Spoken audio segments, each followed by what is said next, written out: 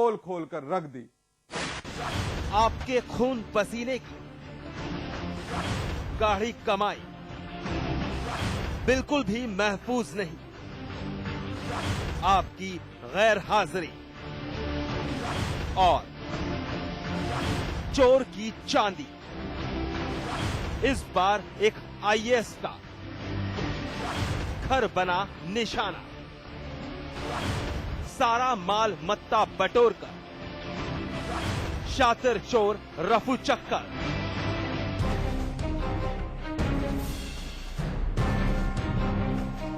कुछ देख रहे हैं आप? घर की हालत तो देख लीजिए।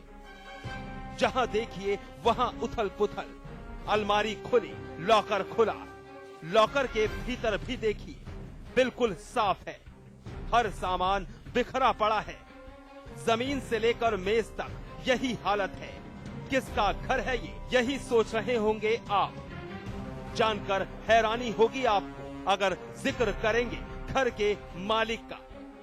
जी हाँ, ये घर एक आईएएस अधिकारी का है और ये घर बना है शातिर चोरों का शिकार।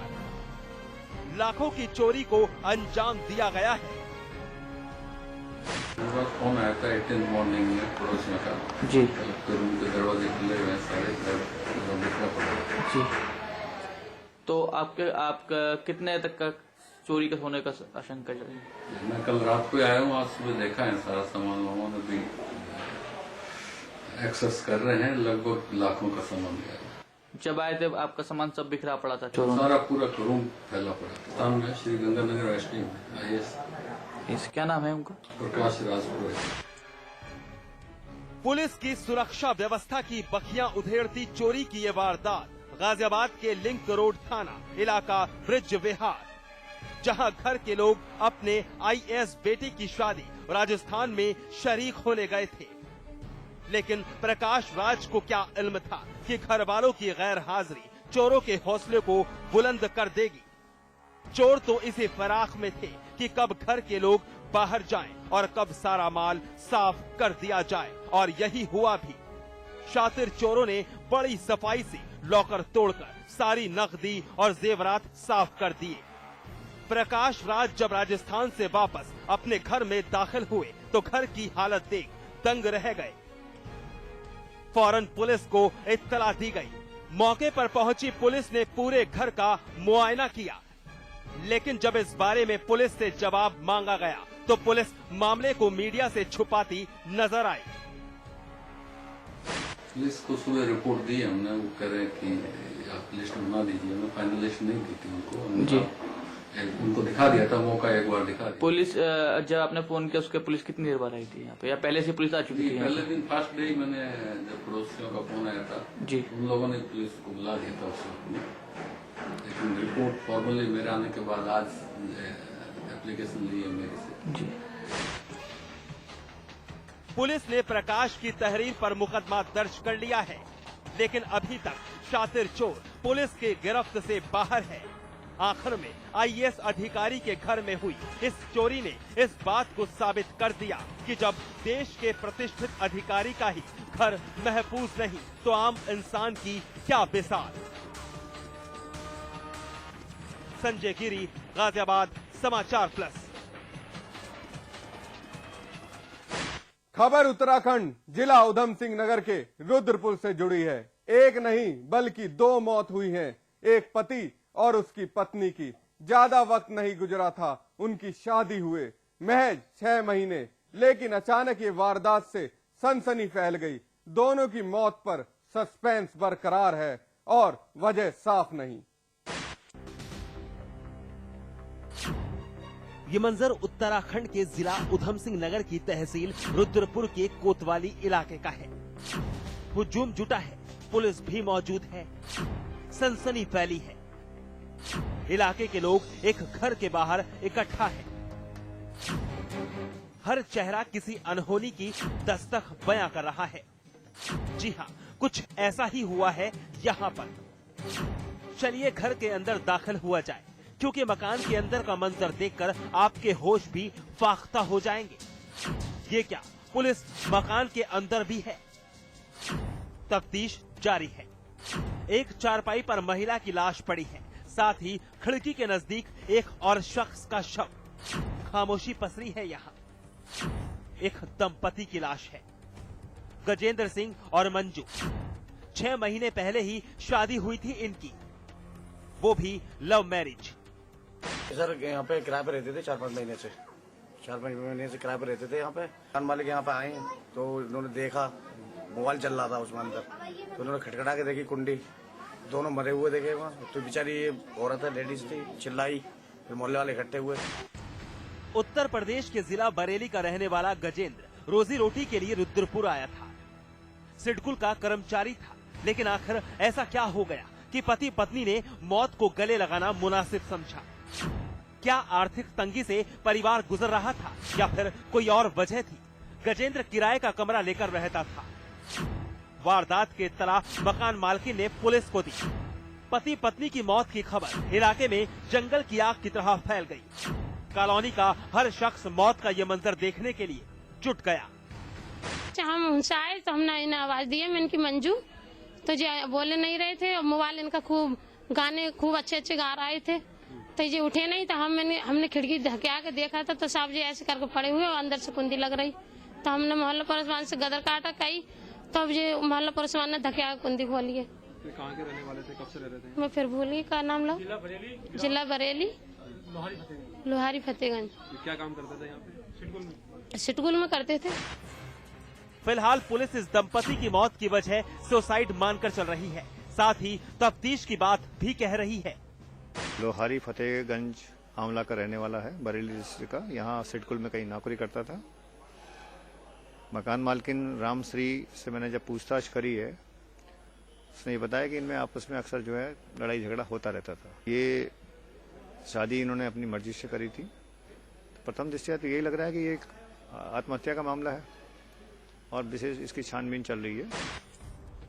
पुलिस ने गजेंद्र और मंजू का शव कब्जे में लेकर पोस्टमार्टम के लिए भेज दिया है, साथ ही जांच भी जारी है। वहीं इलाके के लोग दोनों की मौत की वजह आपसी अनबन भी करार दे रहे हैं, लेकिन वारदात की असल वजह है क्या, ये पुलिस की जांच तय करेगी। आकाश आहूजा, रुद्रपुर, समाचार प्लस। एनकाउंटर में आज बस इतना ही, लेकिन हमारी आपसे अपील, मुस्तैद रहिए। जुर्म की हर उस दस्तक को सुनिए जो कभी भी आपकी दहलीज पर दस्तक दे सकती है। नमस्कार।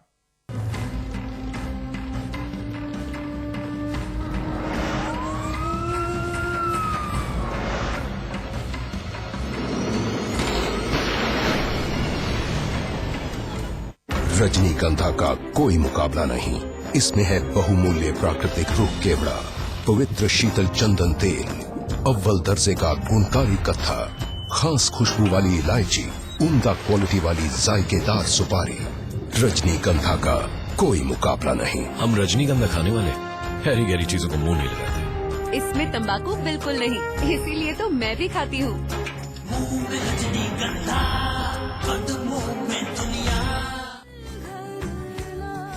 Supertech, yours for life। प्रदेश के बेरोजगारों को सरकार का तोहफा, रोजगार सह कौशल भत्ते के नियमों को और भी सरल बनाकर दिया बेरोजगारों पर ध्यान, ताकि छूट न जाए कोई भी बेरोजगार। मुख्यमंत्री की पहल पर उदार किए गए बेरोजगारी भत्ते के नियम। पहले जहां 1.5 लाख रुपए सालाना तक पारिवारिक आय वाले बेरोजगार ही भत्ता पा सकते थे, वहीं अब सरकार ने यह सीमा बढ़ाकर कर दी है 2.5 लाख। वहीं पहले जहां अंतिम शिक्षा के बाद सेवा योजन में 4 साल पंजीकरण होना अनिवार्य था, वहीं अब प्रथम पंजीकरण से 4 साल तक के पंजीकरण वाले बेरोजगार होंगे भत्ते के हकदार। यही नहीं, सरकार ने एक परिवार से एक बेरोजगार को ही भत्ते देने के प्रावधान को भी किया खत्म। अब एक परिवार से कितने भी बेरोजगार पा सकते हैं भत्ते का लाभ। आइए सरकार की इस योजना का लाभ उठाएं। जो कहा है वो निभाया है, जो कहेंगे वो निभाएंगे।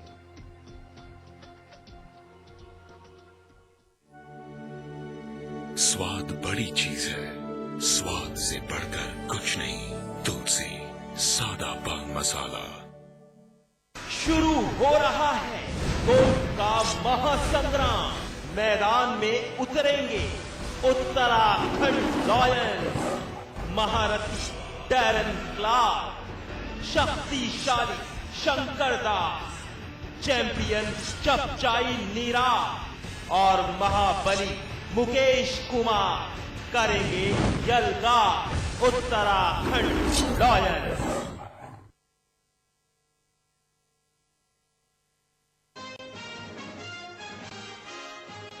गणतंत्र दिवस की पूर्व संध्या पर राष्ट्रपति का देश के नाम संदेश, कहा दिल्ली गैंगरेप ने देश को झकझोरा, पाकिस्तान को हद में रहने की दी नसीहत। आग लगने से कुंभ मेले में मचा हड़कंप, 19 श्रद्धालु झुलसे, 6 की हालत गंभीर। पीड़ितों को मुख्यमंत्री राहत कोष से 50-50 हजार की मदद देने का ऐलान। सपा प्रवक्ता राजेंद्र चौधरी का बयान, कुंभ में आग की होगी जांच, लापरवाही मिली तो की जाएगी सख्त कार्रवाई। सपा सुप्रीमो मुलायम ने मायावती पर साधा निशाना, कहा गरीब पार्टी की नेता हैं अरबपति, ठीक से जांच हो तो जेल जाने से कोई नहीं बचा सकता। कानपुर में प्राणी उद्यान मंत्री एसपी यादव का छात्राओं ने किया घेराव, जानवरों की मौत को लेकर गुस्सा। मंत्री ने कहा लापरवाही बरतने वालों पर दर्ज होगा केस। सहारनपुर में सपा एमएलसी उमर खान और समर्थकों पर केस दर्ज, वन रेंजर की तहरीर पर दर्ज किया गया केस। आजम खान ने कहा मर्दों पर मुकदमे तो होते रहते हैं। इलाहाबाद में शहीदों के घर पहुंचे सीएम अखिलेश, झारखंड में शहीद हुए बाबूलाल के परिवार को 20 लाख की मदद। कुपवाड़ा में बर्फबारी का शिकार बने सुभाष के परिजनों को भी सौंपा 20 लाख रुपए का चेक। उत्तराखंड में आम आदमी पार्टी की 11 सदस्यीय कार्यकारिणी की गठन, देहरादून में पार्टी कार्यकर्ताओं के साथ बैठक के बाद अरविंद केजरीवाल ने किया ऐलान।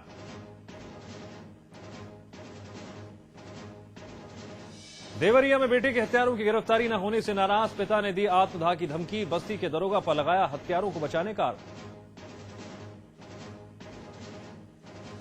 और झांसी में फहराया जाएगा दुनिया का सबसे लंबा तिरंगा, बुंदेलखंड यूनिवर्सिटी के छात्र बना रहे हैं 4 किलोमीटर लंबा तिरंगा।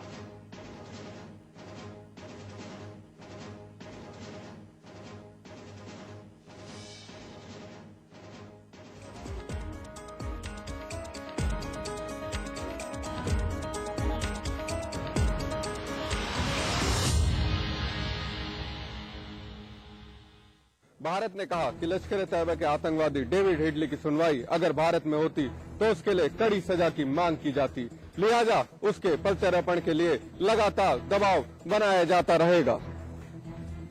मुंबई में 26 नवंबर 2008 को हुए आतंकवादी हमले के प्रमुख भूमिका निभाने वाले पाकिस्तानी मूल के अमेरिकी नागरिक हेडली को गुरुवार को अमेरिका की एक अदालत ने 35 साल की कारावास की सजा सुनाई। इसके एक दिन बाद विदेश मंत्री सलमान खुर्शीद ने शुक्रवार को कहा कि अगर उसके खिलाफ यहाँ सुनवाई होती तो कड़ी सजा की मांग की जाती। कार्रवाई हुई है वो उनकी कानून व्यवस्था में एक वास्तविकता है। उससे थोड़ा सा हमें निराशा इस बात की है कि हम ये चाहते थे कि उनको यहाँ लाकर और उनको यहाँ पर कोर्ट के सामने पेश किया जाए और जो कार्रवाई होनी है वो हमारे देश की हो। हम क्योंकि जो असल कष्ट हुआ है और जो नुकसान हुआ है वो हमको हुआ है और इसलिए उचित ये होता कि उन पर कार्रवाई यहाँ होती, लेकिन एक व्यवस्था कानून व्यवस्था है। एसएसपी एटा अजय मोहन शर्मा के राम गोपाल यादव के पैर छूने की खबर दिखाने के 24 घंटे के अंदर ही यादव साहब की सफाई आ गई और उन्होंने साफ कह डाला कि जरूरी नहीं कि तस्वीरें सच बोलती हो और किसी एसएसपी ने उनके पैर नहीं छुए। राम गोपाल यादव ने गृह मंत्री सुशील कुमार शिंदे की खबर पे भी चुटकी ली।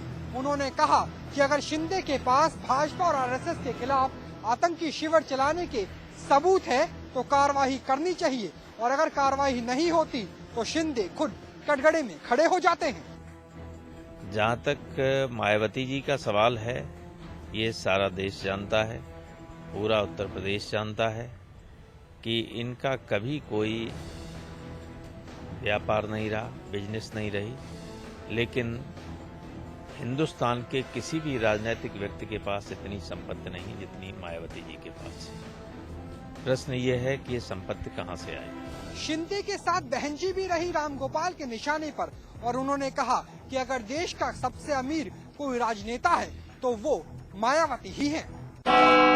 समाजवादी पार्टी के राष्ट्रीय महासचिव एवं उत्तर प्रदेश सरकार के कैबिनेट मंत्री